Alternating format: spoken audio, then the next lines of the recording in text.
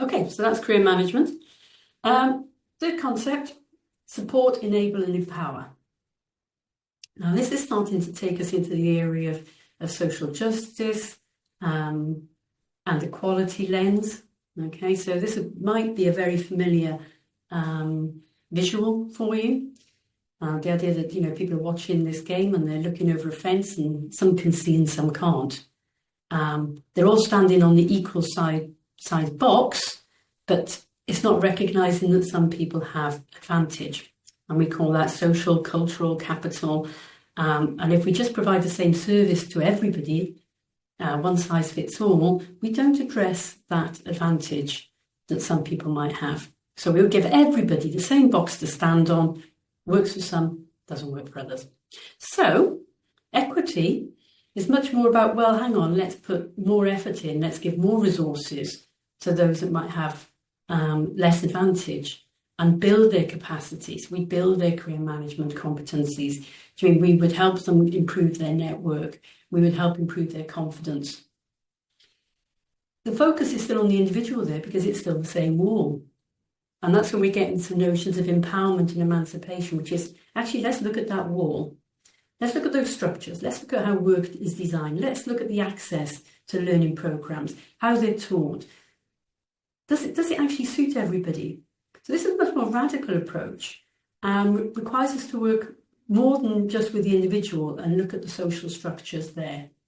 Transport, hours, neurodiversity in terms of interviewing and selection, all of those kind of things, which means that as career development practitioners, we would be involved in influencing, lobbying, advocacy. Now, of course, we can work at more than one level at the same time, but it is useful when you're looking at theories to say, well, where do they focus? Because some of the theories definitely focus much more on the individual and building their capacity, and other theories definitely focus much more on the structural boundaries, sort of barriers, and trying to address those. Okay, and so other theories try and look at both.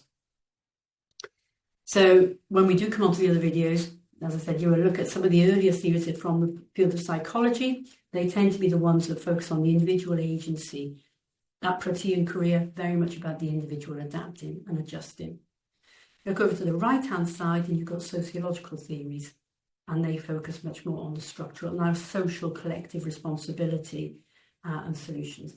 In the middle are theories that attempt to integrate both elements of those. So that's a very useful part of your critique.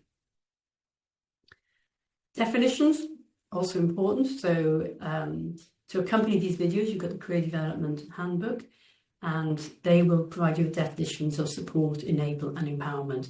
And of course, so famous quote by Bill Law is like, you can be enabled, you can have all the career management skills, but unless you've got the freedom to use them, so there's a big wall in front of you and you can't use them, then, that's not much use. So we actually do have to remove some of those barriers.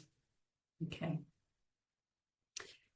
So this lens is acknowledging that, career guidance is political.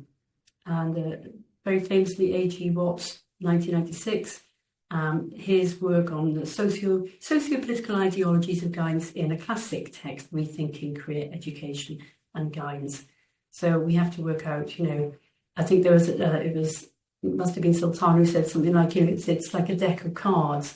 And if we're just shuffling them so that some people get more advantage than others, we're not doing anything other than sort of reaffirming, if you like, the advantages and the structures that exist.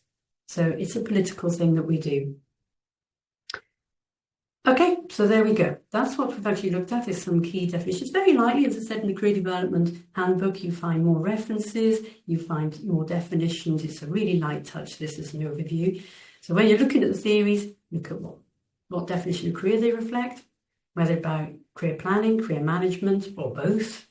The social justice lens, is it support, enable, empower, equality, equity, or emancipation? There is, of course, one other element to look at, and that is the research lens itself. So we're always thinking about who commissioned the research.